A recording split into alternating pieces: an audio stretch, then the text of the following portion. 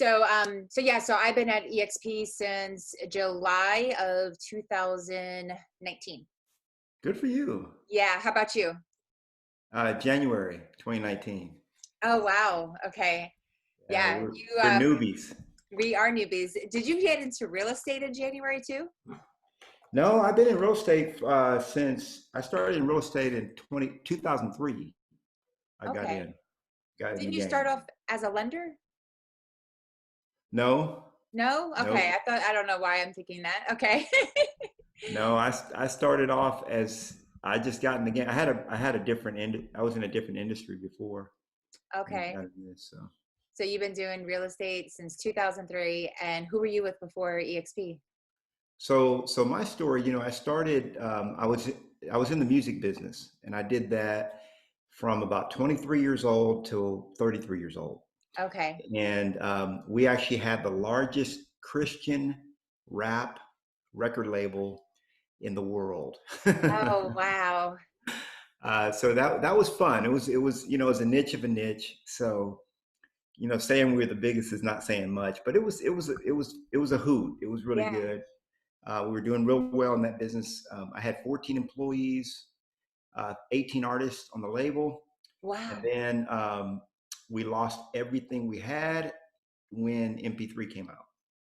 Oh, So, man. this COVID-19 doesn't have nothing on. I mean, it's terrible what's happening Yeah. from a health standpoint. Sure.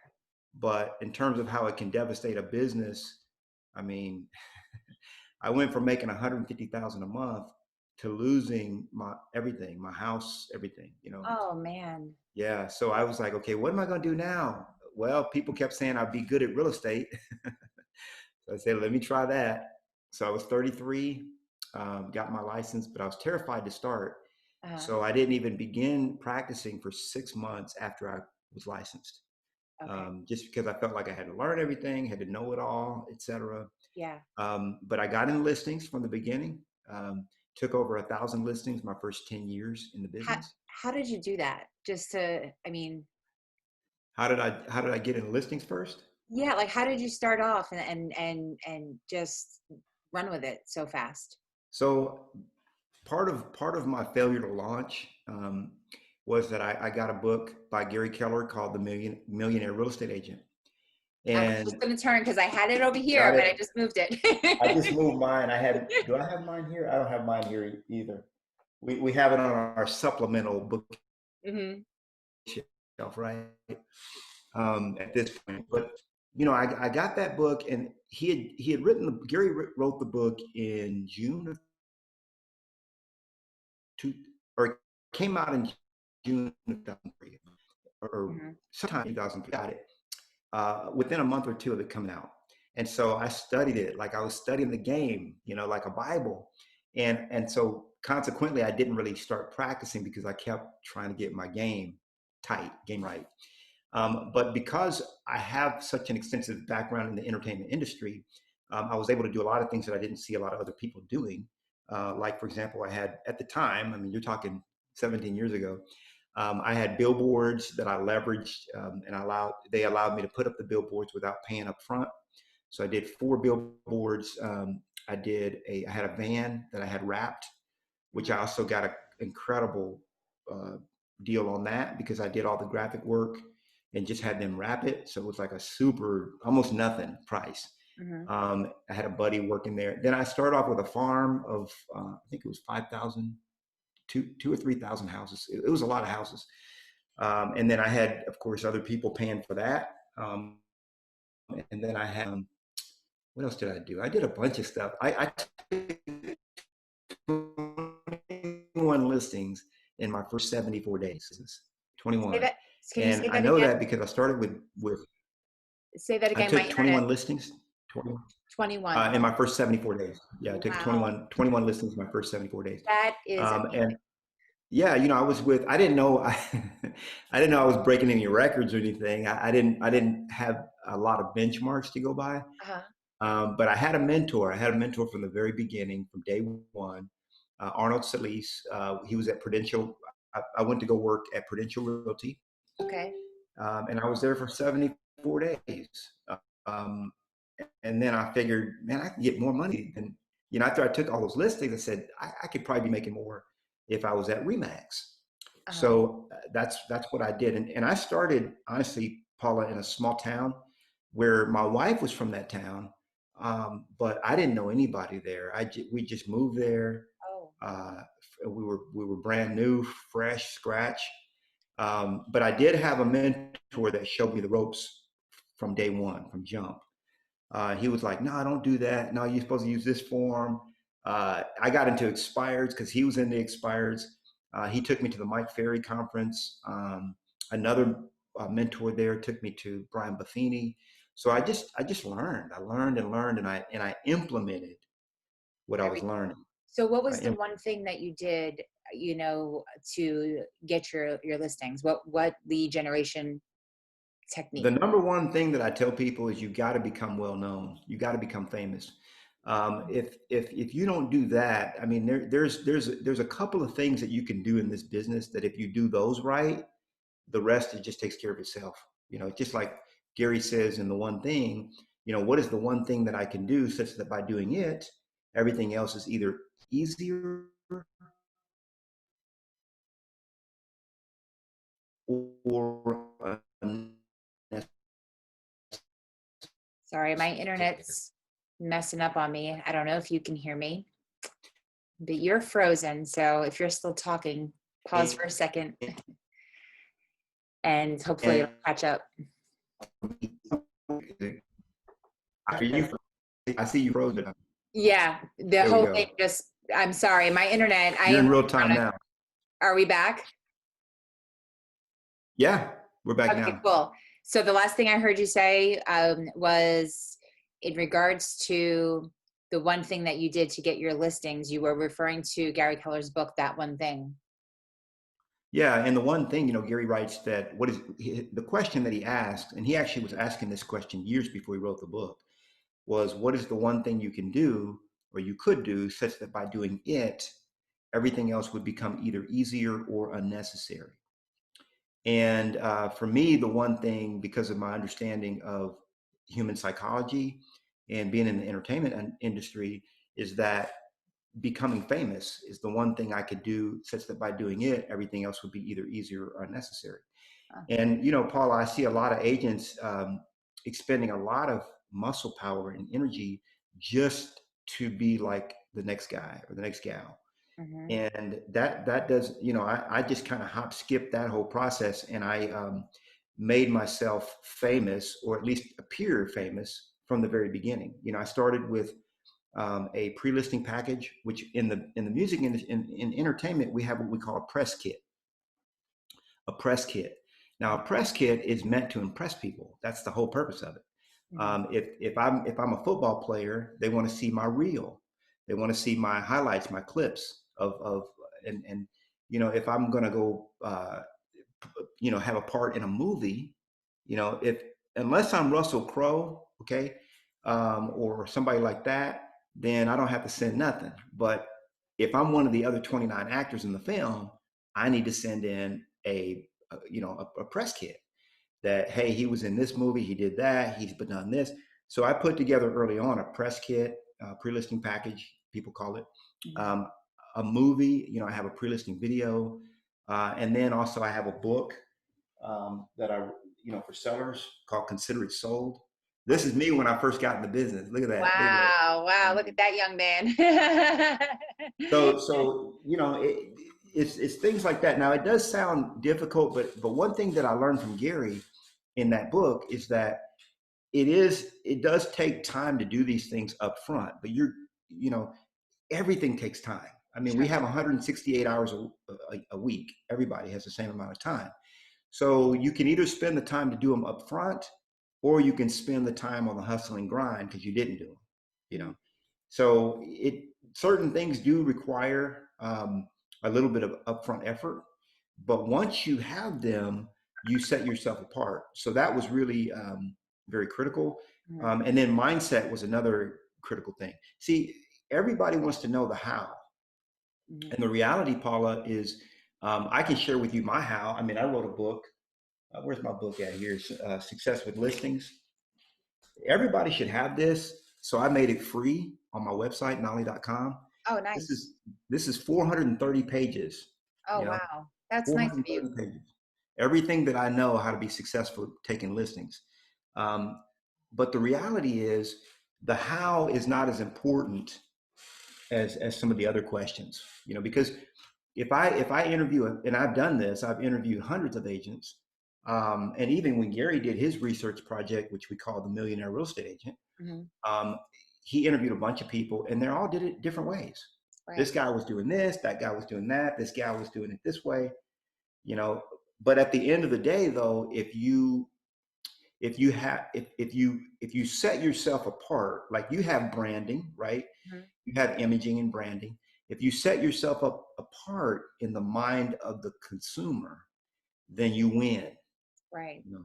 And when you actually do your job, it's not so much a hustle and grind. So mindset is another big thing too. Mindset. Absolutely. I'm Hmm. big on mindset. What would you say before we talk about mindset just for a second? One thing that you did so impeccable, which you've talked about, is, you know, becoming famous, but in the process of that, you've branded yourself. I know you as the guy who sings. You've got your your cowboy hat. I think you've even recently wrapped your vehicle when you joined EXP. Didn't you do a wrapping with EXP? I haven't done with EXP yet. Oh, you So haven't? Okay, I thought you uh, did. I'm, I I'm I downgraded from the minivan. So Oh, okay. I'm in that S550 Mercedes now. So, Oh, nice. Nice. but That's a honestly, new honestly, stepper. and the cool thing with, and I know you have a question behind that, but Yeah. the cool thing is that when you do, as Dave Ramsey says, live like no one else, so that you can live like no one else. Right. Okay. So in other words, when you do the right things up front, yes, they do sound hard. Yes, they do sound impossible. They're not impossible because many people have done it. Um, but now you have the luxury of saying, you know what, I don't want to wrap my vehicle. I like my vehicle just the way it is. I don't have to wrap it Right. Right. because people know who I am now. You know what I'm saying? So, in other words, I'm doing as much to not be noticed as I used to do to be noticed. Does that make sense? Gotcha. Absolutely. Yeah. Yeah. Now, if I go anywhere in Austin, Texas, all the agents here know me, and it used to be when I was hitting it, all the most people knew me. Mm. So in order to even go out to the grocery store, I wouldn't wear my cowboy hat. Ah, So I was doing the opposite of that. You know what I'm saying? yeah. So it's but it works. You had a question there though, Well, Paul. yeah. I mean, I guess, one of the things prior to getting into real estate, a lot of folks do know me. And I think that's probably what I am going to be known for, is the fact that I used to be a teacher. So I spent 17 years in the education system across 3 different counties in my state. So didn't spend really more than 5 years in one particular area. So not long enough to really become known in that area, even as a teacher. But now I've started real estate and I've been doing it for about 2 years and trying to find my niche and not my niche, excuse me, my brand has been a challenge for me. I've been thinking so hard about it, especially the last couple of months. And I've been really trying to analyze and look at other people who have done it so well, such as yourself. So I'm not in the entertainment business. I'm a teacher. How would you suggest that someone who's not doesn't really consider themselves entertaining necessarily to go ahead and become noticed and recognized, famous? How do we Yeah, do that? anybody can be famous even if they're not entertaining. I mean, if you look at a guy like Lance Loken, he sells over 1,000 houses a year, Mhm. and he doesn't even like to talk to people. I was on stage with Lance one time. We were doing and he's a great guy, beautiful heart, Mhm. wonderful guy. But he'll tell you he just doesn't like being around people. He doesn't feel Wow. comfortable. We were at this event, and they had me speak, uh, and Lance was one of the speakers. So he graciously agreed to speak and everything. And then we got off stage, and then we were going back up, on the hotel in the elevator. And I said, what's going on, man? You going to go change or what? He says, no, I'm going to my room. I was like, dude, we still got we got activities, everything. He says, man, I don't like being around people. I'm going to my room, dude. Oh, wow. I'm done. You know? He sells 100 homes a month. Oh, wow. See what I'm saying? So people have now everybody knows who Lance Sloat. I mean, not everybody knows, but he's Sure. famous. Yeah. But he's not famous in the way that I can become famous. Right. What I teach people, Paula, is that everything you do has to be wrapped around your personality profile. Mm. Okay. So you do you. All right. So, when it comes to being known, that doesn't mean that you're likable, doesn't mean you're bubbly, cheerful. That has nothing to do with it. You know, Hmm. I had some artists on my label that some of the sourest personality, but people knew them. They were good at what they did. Yeah. Ultimately, they were good at their craft. So See they're what I'm being saying? known for their Um, craft.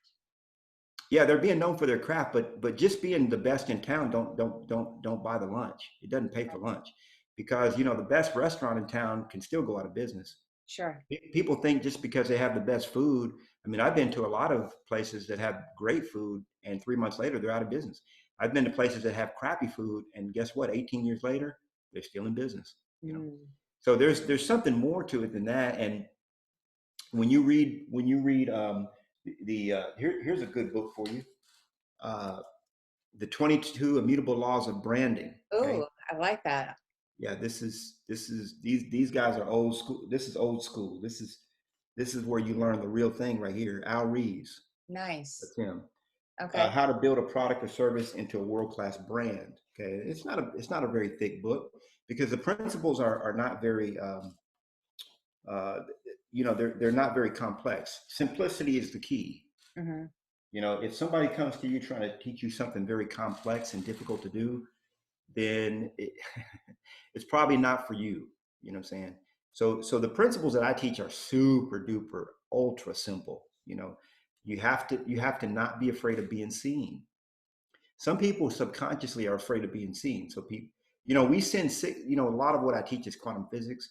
Hmm. So one of the things that Albert Einstein uncovered, and one of the reasons why he actually won a Nobel Prize for his work in quantum physics.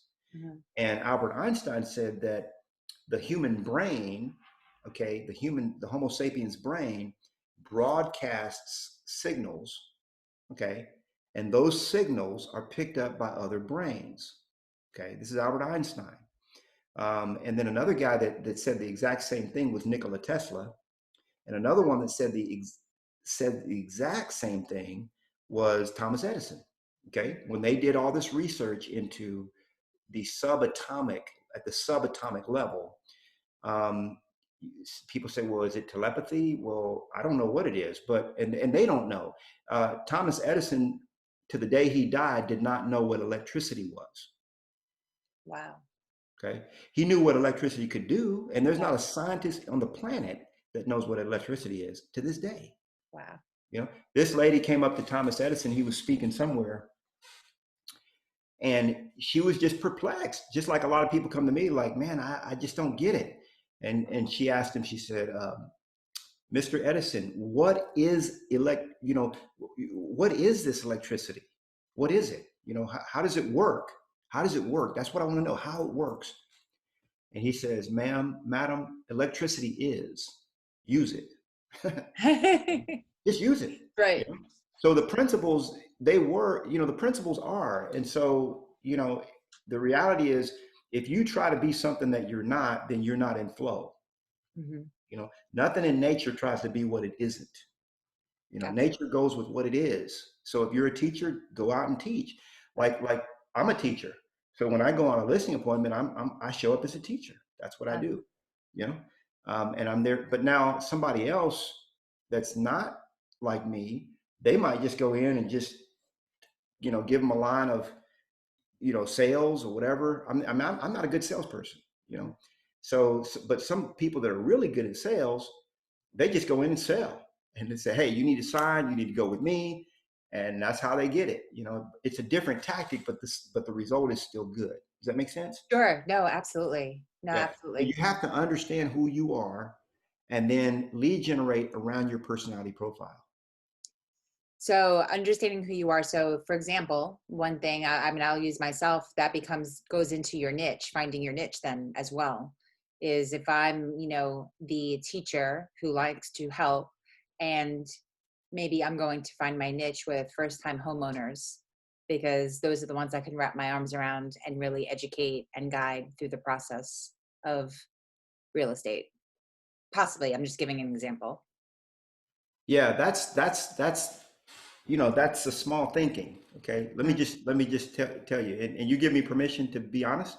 Absolutely. Okay, 100%. so that's a small way of looking at it. So Okay. when you look at my personality profile, I'm a lead buyer specialist. Hmm. Okay, or I could be what they call an MCA, Market Center Administrator. Okay, Hmm. or as I jokingly say, a garbage collector. I could be any of those three. Now, I chose because, see, once you learn your personality profile, it doesn't pigeonhole you. It opens up opportunities for you. And to say that, see, your personality profile is not linked to a position. This is where the system kind of gets off track a little bit, because people are so stuck on what they can do instead of who they be. Okay, it's not grammatically correct or phonetically correct, but we are human beings, not human doings. Okay, so Hmm. you are not defined by like you say you're a teacher, but that doesn't define you.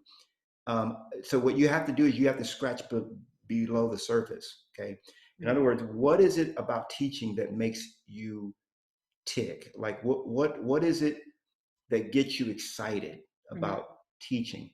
Now, once you keep unpeeling those layers like an onion, then you'll get to the essence of who you are. See, you're a teacher because of some essence below the state of teaching. Hmm. But the reality is who you are could be channeled into 15, 20, 30, 50 different categories and maybe hundreds of different professions.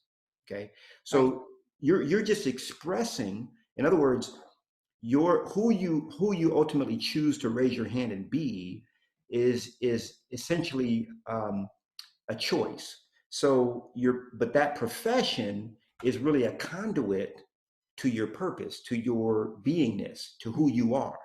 So you chose to be a teacher, but you could have chose to be maybe 100 other things. A Okay, nurse. a nurse, like so the essence of it could be like you could say, well, I'm a caregiver. Correct. Okay, that could be. So now you say, okay, I'm a caregiver. So how can I exercise the most amount of care?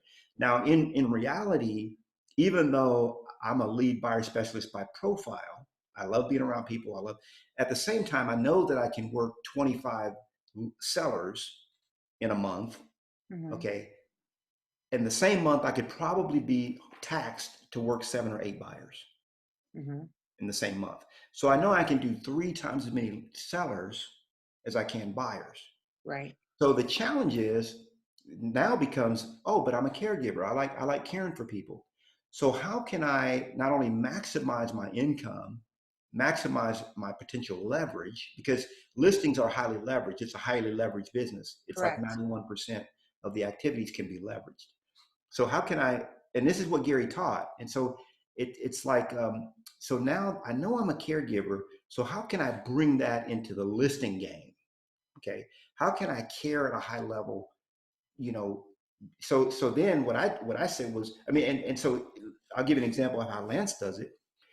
So even if Lance was a teacher, I think he was I forget what he was before he got into real estate, an accountant or something. I can't remember.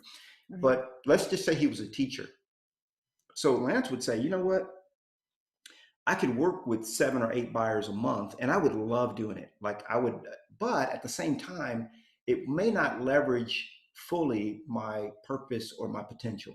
So what if instead of working with 7 or 8 buyers that I could love on, I worked with 7 or 8 buyer agents that I could love on, okay, and create the same culture, the same amount of care, the same amount of concern, the same all my skills that I have behind the scenes. And now let's say each of those buyers agents, I'm teaching them to get 4 to 6 deals a month. Okay. That's a bigger way of thinking about the question. Does that make sense? Yes. No, it does. Absolutely. I Yeah. appreciate. I feel like I've just gotten a free one-on-one training session from a great mentor. Yeah, this is all stuff I've learned from other people. This is awesome. I mean, no, this is really, really valuable information for not only myself, but anybody that might come across this video and be watching that's struggling in the same area that I am, you know? Yeah, most people fall short, way short, um, of their potential, of Right. where their trajectory could be. You Yeah. know? So, but the key though is, if once you understand who you are, and then you basically walk in that passion, Mhm. then pretty much everything else becomes a distraction. Because Paula, as a teacher, the teaching is just an expression of who Paula is. Correct. You know, Absolutely. have you taken your disc profile yet? I didn't do that one. I did one as a classroom teacher. It was called the True Colors. Okay. And so I'm very blue and orange. Okay. If you're familiar, blue is I'm that not familiar caregiving. with that system. That's good. How many Blue, colors? there's 4 different colors. There's gold, green. Gold is like your leader. Green is your data driven, numbers person. Orange is your bubbly, outgoing, friendly, kind of ADHD, I think, personality. And blue is your doctors and nurses and teachers, your caregivers and the helping kind of personality. So my primary color is blue with a secondary of orange. Okay, so we would probably in the disc probably call that an SI, Okay. if I'm reading that correctly. So that's good. And then so then you just get deeper and deeper into that understanding. Like I tell people, they say, like, one of my secrets is that you lead generate every single day. Now, I didn't come up with that. That's what Gary said in Yeah. the Red Book. He said to create a lead generation bunker. And see, here I am coming in green. I didn't know anything. So I just did what he said. He said, do lead generation every day, every morning. So I just did that. Never have stopped doing that, Paula. How 17 years old. did you door knock? Did you cold call? What I've method? never knocked the door, and I've never made a single cold call in my life, ever. Never Really? will I do it. It's just not my personality profile. Did you pay for Um, leads? so yeah, I've never made a cold call ever. Okay. So here's the thing. What people, and people ask me this all the time. They're like, because I teach my agents, I've got 104 agents in our organization here at EXP. I've personally enrolled 63, I think, on my first line. And what I tell my agents all the time is this. And by the way, I am not a recruiter. Now, people would call me a recruiter. I am an attractor, I guess, but Uh-huh. I did a dismal job of that when I was at Keller Williams. I was at Keller Williams for 10 years. Oh, 10 wow. years. I probably attracted 6 people, maybe 7 in 10 years. Okay. Wow. But now this is a no-brainer. I mean, it's just like, if it's just too easy, Right, correct. it- I haven't had to recruit anybody. Anybody that I recruited, they asked me. I didn't go exactly. out and ask them Exactly. to So, join. so this is really this is really kind of going back to this cold calling thing. So cold calling is not something that I like to do. Now there are agents that crush it with cold calling, Yeah. and I tell them, go for it. If that's what you love to do, you should do it. Now, Paula, you with your personality profile, you wouldn't like the cold call, because an I doesn't really like rejection. Now so people ask me all the time. They say, man. What do I do when I'm in my lead generation bunker? Because I teach my students every day from 9 to 11. Hmm. Gary teaches 9 to noon, but I changed it to 9 to 11 because my agents just wouldn't do it. So it's 2 hours. It's easier. Who do I call? And I say, so right away, you're presuming that you have to make a call. I didn't tell you to make a call. Okay. What I told you, because Gary says that there's 3 things you can do during your lead generation time. You can generate new prospects, and I say generate new seller prospects. You can follow up with existing prospects, okay? Hmm. Or you can create and implement marketing plans. Those are the only 3 things that you're allowed to do. You're not allowed to go on a listing appointment. You're not allowed to go on a closing. You're not allowed to any of that except for those 3 things. Yeah. So agents make the presumption that involves calling, and it can involve calling. But I actually wrote this book here, which is also giveaway free. It's called the Triple My Listings, 27 Marketing Ideas for Free Seller Leads. Because agents kept asking me, man, when I'm in my lead generation bunker, what do I do? Who do I Yeah. call? And so I said, look, just go to one of the ideas, whatever idea you pick, and then just read how to do it. And but I tell my agents, go through this book and highlight the ideas that resonate with you, flag them, and don't do any of the others. Because if it doesn't resonate, now it doesn't mean that you don't have to do a little bit of uncomfortable stuff, Uh-huh. but not much, really, not too much. I mean, you really don't. You Wow. can live life by design, not by default. Is what I'm trying to say. Gotcha. Hmm. Wow. That's impressive. That book is available, you said, on your website as well? Yeah, if you go to Knolly.com, this Mhm. one we ship to you. You just pay the shipping. Mhm. And then this other one, this thicker book, you can actually download this one. We have it there. Certainly, probably have it there for the rest of the year, especially Uh-huh. with people dealing with COVID. Some Wow. people don't have $10. Yeah, yeah, sad. Honestly, an author makes about $1 per book, in royalties. So I said, screw that dollar. You you can keep your dollar. That's awesome. Yeah, Well, I'm sure it comes back to you tenfold, that's how it works. by doing that. Yeah, good karma. Hmm. Um, what other? Well, actually, I do have a question. I know you said you started out your career in singing. You sang, correct? I did. I did. Most people wouldn't call it singing. I rapped. You rapped. Okay. Did you use your rapping in your real estate? No. Mm-mm. No, never. You never No. created like a Um, parody or I anything did. like I that? did a rap for Keller Williams, just because it was like a contest they were having, and Uh-huh. I fought not to do it. I was like, nah, I don't. Really? I don't really like. So I'm an introvert. Okay, so Okay. I'm an introvert. So when it comes to the idea of being in front of people, I've always had this thing. Remember how I said you broadcast, well, I didn't say it. Albert Einstein says we broadcast these signals out. Yeah. And I think, because of my profile, um, I just, I'd rather hide, to be honest with you. I like to be behind the scenes. I really Wow. do. Yeah, but that's just not the You're the trajectory. silent whisperer. Yeah, exactly, exactly. But it's just not the trajectory that God has ordained me for. Mhm. And so I get out there and I do, I man up, because only a coward would run from their purpose. Right. And I've been a coward many times. So they asked me to do this rap for a family reunion. We used to call it Keller Williams. And Mhm. so I did a rap. It's out there on YouTube. And Oh, is and it? and I was good. I was pretty good at it. There Yeah. was guys that I brought on that were a lot better than me. And I'm more of a business guy. Like, I think like an engineer. Mhm. So I'm more of the details and spreadsheet, that type. Gotcha. But the first and foremost, like when I did the passion test, I don't know if you've ever done that. No. So a buddy of my coach, Artemis Prime, he's Mhm. my co-coach with our Knowledge Success Coaching Group. Are you part of that group, Paula? The I Knowledge am Success? not, no. Yeah, it's absolutely free. So Good. in the onset of COVID, I had this group that I was about to launch for $400 a month, $397 a month, with a weekly group coaching call, a Facebook group.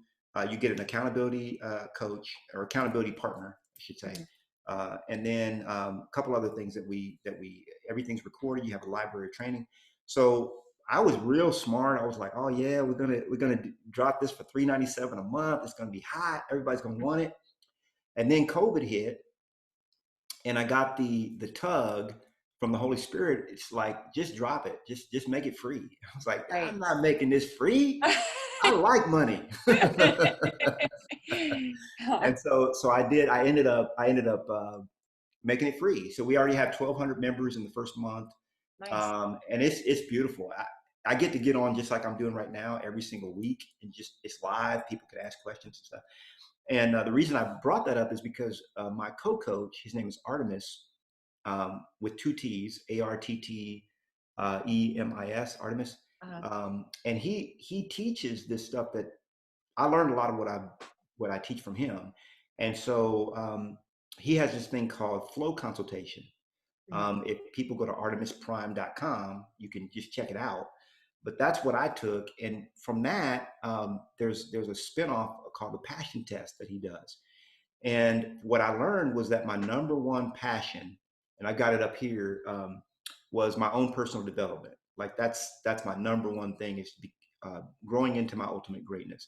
Now, honestly, Paula, that's not going to be the number one thing for most people, and it Mhm. shouldn't be the number one thing for most people.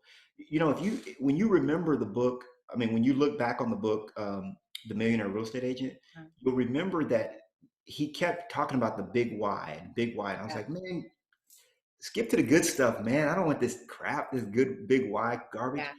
Yeah. But his big why kept being the best that you can be. And Mhm. I never understood that. It did. I was like, let's sell some houses here. Where's the good stuff here? But ultimately, you get to a place in your career where you do where that does become the priority, but it shouldn't be. Like, you know, you have to provide for your family. Depending on what level you are at in what we call the wealth lighthouse is another. Roger Hamilton teaches this, the wealth lighthouse. So if you're at what we call infrared or red level, or orange level or yellow level, you can't focus on your personal development because you have to. You're still getting yourself established, and there's other focuses. So what I'm trying to say is there's different focuses at every level, right? Mhm. So my number one passion now though is my personal development. Number two is public speaking. Mm. You get that public speaking, like Zoom, like live, live, Sure. live teaching. And then number three is agent attraction. So when you understand that, things like that, then you. And by the way, a person once they understand their passion, like you, Paula, you understand your passion. It doesn't. What a lot of people have a fear that they'll have to get out of the business. You don't have to leave real estate just because you discovered your passion. It's just like you said earlier. Your real estate career is a conduit for your passion. Correct. It's something that you can use as a channel for your passion. So your passion ultimately isn't what you do; it's who you are at the core. You know, and so ironically, just full circle, the guy that is afraid to be in front of people, that's like my number two passion. Wow. Wow. That's awesome. That's amazing. So you can't really be too much of a silent whisperer. No, and you'll never. People are like, man, when do you ever get over the fear of it? Well, I Yeah. don't know. I'll tell you when I do. Yeah. But I know that Michael Jackson, up to the day he left this realm, He was he said quiet. he got butterflies in his stomach. He couldn't even eat a meal before he went on. He was Yeah. so nervous. And Yeah. this I remember he been singing since he was 3 years old. isn't that crazy? Yeah. I remember hearing that about him, that and he was also very shy. Very shy. He was a very shy guy, Yeah. for sure. It's funny, Paula. I'll just throw this out real quick. There's a company that I follow and have a lot of their products in teaching and training. And the company is owned by three introverts. And so the least introverted guy is the spokesperson. Like, Wow. that's funny. Like he's the one that's the least shy. So they picked him. And he's actually pretty good at it. He's Yeah. pretty good at it, actually. You know, it's funny, as I consider myself an introvert as well. I'm not necessarily, I don't do well in really large crowds. I prefer to have just a couple of friends, two or three that I can kind of be my go-to. Or if I'm out to dinner, I'd rather have just maybe two other people there, one if possible. And, but when I am, if you give me a microphone and a stage, I definitely open up a whole lot more around 100 people. I just will, not calling myself entertaining by any means, but somehow there's this line in your brain that just makes this crossover when you're on stage and you're forced to kind of do it. For me, I love, let's say, like, sing karaoke, but give me a microphone, put me on stage, no matter where. It doesn't matter. I'll go and I'll start, and I sound awful, but I'll start singing and I have fun with it, and I will entertain the crowd the best I can. But then you put me in a room with 100 people and I'm at a party, I'm going to clam up and just kind of stick to one or two people, and that's it. Yeah, and that's because if your profile, you say you're orange and blue, right? Yes. So if that does represent the SI, Uh-huh. then you actually have a little bit of a a Jekyll and Hyde profile. Yeah. So in some ways, you're steady. You know, you like routine, sameness, Yeah. a schedule. You don't like surprises and that. But then because you have the orange, which is the eye, Uh-huh. you can be very spontaneous, especially when you know the person. Like if it's Correct. somebody that you know, forget it. I mean, they see the whole nother side of you that nobody else. Exactly. Yeah. Okay. So but but you can flip that switch. See, Yes. Yeah. and some people don't have the switch to flip. So so thank God that you have it. Like Lance Logan, he doesn't have a switch. He doesn't have an eye, and Right. that's okay. You know, see, that's what Gary also teaches is that nobody succeeds alone. You know, and that's why you create a group of people. Like I don't have a high D, so I'm not ambitious. I'm not um, a what I'm not considered. You know, a success. I would not be considered a successful real estate agent. In fact, whenever I take any test that says what my aptitude level for being a mega agent is, from a scale of 1 to 10, it's going to be less than 1. It's going to be like a 0.5. Mm. You know, and that's why you have to basically, I say, pimp your profile. You know, when you know what your profile is, you can actually become known no matter what your profile is. And that's why you have so many different authors Yeah. that when you see them, you're like, man, that guy, that's him. You know, Yes. but Yeah. yeah, they all have different personalities, but they just go with it. You know, Absolutely. you know what I'm saying? Absolutely. No, yeah, I do. Something else I was going to ask you if when starting a team of real estate team, do you recommend looking at that disc profile carefully so that you can kind of have your team with different types of personalities and strengths? Yeah. So my buddy Tim Heil, um, he taught me something on that. He said, you know, when you look at the personality profile, that's only 20% of it. Hmm. Okay, because you can take multiple people with the same profile and you still have a different, I mean, different results. Okay, so somebody with my same profile or your same profile may not be as successful as you, and somebody else might be wildly successful. You know, so it is a part of the mix. But if that's all you went by, like I would have never been hired as a coach when I got hired by Maps Coaching. Um, I would have never been a mega agent. No team would have ever hired me except to be a buyer agent. You know, if that's all they went by. Does that make sense? Hmm. So when you have a woman or a man who has mastered who they are and become comfortable with it, then you can start to see success and progress because that person is not doing things that other person's way or that other guy's way or gal's way. And by the way, this brings up a very interesting point. Um, Probably 90%, I may be that may be overstating it. But I would say that I would guess that 90% of the material that's written around success by people that have been successful in the real estate field are written by people that are high D's, you know. So a lot of the tactics and techniques that you learn from those people will probably not work for you.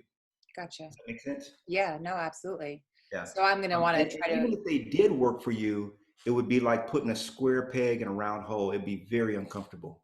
You could yeah. get results, but you wouldn't like what you're doing, which is also a failure. So who would you say that would be somebody in the leadership, somebody that I would want to look up after that would be in that SI that I could maybe find myself or draw myself to? Yeah, that's a good question. What I would say is still learn from all of them. I'm not saying don't learn from them. Okay. I'm just saying, does it, when you read what they have to say, you know, and I teach people drink from many fountains, but when you read from what they have to say, just ask yourself, do, Do I resonate with that? do I resonate with that? Yeah. That's it. Can I see myself doing that and doing it? Now, I mean, I went to a conference um, in Mexico that Rob Flick put on for Yeah. EXP. Yeah. He got us fired up. I'm trying to tell you, he was fired up. So when I came back, I started doing warm calls. I don't even like doing those. But these are warm calls. People on my list that have bought like my toolkit or my, Yeah. I have an overnight celebrity toolkit that I sell. And these are people that it, so I went back, Paula, this is God's honest truth. I said, who's been on my list for 5 years, at least 5 years? Like you've been buying stuff from me for 5 years at least.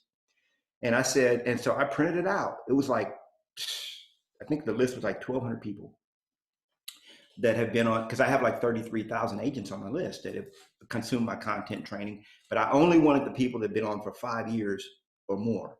I said, now I can feel comfortable calling these people. So I was fired up. So I went in, I started going in my lead generation bunker every day. You know how many names I got through on the list? And people, listen, Paula, when they would answer the phone, Knolly, I can't believe it's you. I love you. Warm reception. But even with that, you know how many I got through? How many? 15. Wow. 15 names. And I just couldn't Wow. do it. I Wow. just could not like fit. Now, some people would say, man up and do. I say, no, let me just do something I like doing. I'll go make a YouTube video. Let a couple hundred people watch that and then make an offer at the end. Yeah. I like doing that. Yeah. That's me. That's you. That's how. Yeah. How did speaking of YouTube, how did you get your YouTube presence going? So I was in a conference that Ken Renner put on. A friend of mine, Ken Renner, here in Mhm. Austin, and he put on this business conference. So he was going to teach all kinds of like 8 speakers and all this. Mhm. So he gets up and he starts talking about YouTube, being successful at YouTube. And so at the time, I didn't have a YouTube channel or presence or anything. In fact, if you go back 3 years on YouTube, I wasn't even there. I might have had an account, but I didn't have any videos. Hmm. And so he basically called me out. So he was like, "That's Knolly Williams," because I mean everybody in my town knew who I was because I made a point of it. That was my Sure. not out of arrogance or haughtiness. I mean, I know myself, so I can't, I don't trip on that. But I do want to do a lot of business with people, so I get out, put my name out there. Mhm. And so he was like, "That's Knolly Williams," and so everybody's looked over me. He said, "Stand up." So I stood up. I mean, I'm just there as a student. I'm not a speaker or anything. Right. And so he was like, "How come you're not on YouTube?" So I'm looking around. I'm like, man, did he just? I Did said, he just well, call you out? he said, I don't even understand why you're not on YouTube, man. You be. So I just started, I said, well, I'm not really into video. I just came up with whatever excuse I thought sounded good. I'm not really into video. I've heard about it, but it's not really my thing. And I was like, man, I'm thinking to myself like, fool, you don't even believe that. So then they did this contest. They said, hey, put your card in the bucket and we're going to give out a video camera. You guys are stuck. Nobody wants to get into YouTube. They had one camera to give away. Who won the camera? I You won won the the camera. camera. So I was like, okay, God, you got jokes. I get it. I got it. So I said, I'm gonna start doing YouTube. So I just did. And one guy that I follow, Garrett White, he says, when you first start doing it, you're gonna suck. You're gonna suck. And when you keep doing it, you're gonna suck. You're gonna keep sucking. Right. He said, but eventually you're gonna suck less. Uh-huh. And eventually you're gonna suck so little that you're actually good. You're gonna be great, and then you're gonna become great. And then you get to become great. Yeah. Yeah. So you're just gonna suck at it. I mean, Right. and he said and what Russell Brunson says, he said, just do YouTube videos that you never intend to ever publish. Just record them and delete them. And Garrett White's like, nah, just put them out there. That's funny. So which method did you do? Did you I just put record, them out delete, there. or you just No, I just put them out there. I you just put put them them out out there? there, and I probably did a bunch of practice ones. I did that. Yeah. But Did you do a lot of editing? I did a lot. I still do editing on my Do videos. you? Yeah, I still do it even today. Yeah, Oh, I don't really? personally edit them. I used to because I love to edit. That's another thing just to throw out there. I love doing the behind the scenes Uh-huh. stuff, like Uh-huh. video editing. I geek out on it big Oh, time. wow. And finally, I kept hearing that tug. The spirit was like, man, you shouldn't be doing, because video editing is fun and it can be time Time consuming. consuming, yeah. But what I liked about it's a creative release. And I'm a creative person, so Yeah. it was an outlet, a channel. And so Spirit kept saying, like, there's other ways you could be releasing this creativity than doing. I was like, yeah, but I want to do this. Finally, Paula, it got to the point where I didn't like doing it. And when something gets to the point where you don't like doing it, that's when within reason. I mean, some things you got to just not like and suck it up and do them until you can not, do it. I mean, Sure. I didn't like making my mortgage payment, you know what I'm saying, Yeah. till I paid off my house. Right. So some things you got to wait, there's a curve. But now I have a guy full time. He's in the Philippines. He edits all my videos. And it's actually, what I didn't know about this was, it's given me another layer of accountability, because this guy's like, where's your video? Where's your video? What's up? Oh, nice. So I'm like, crap, now I got to. So I went from dropping 3 videos a day to a video every day.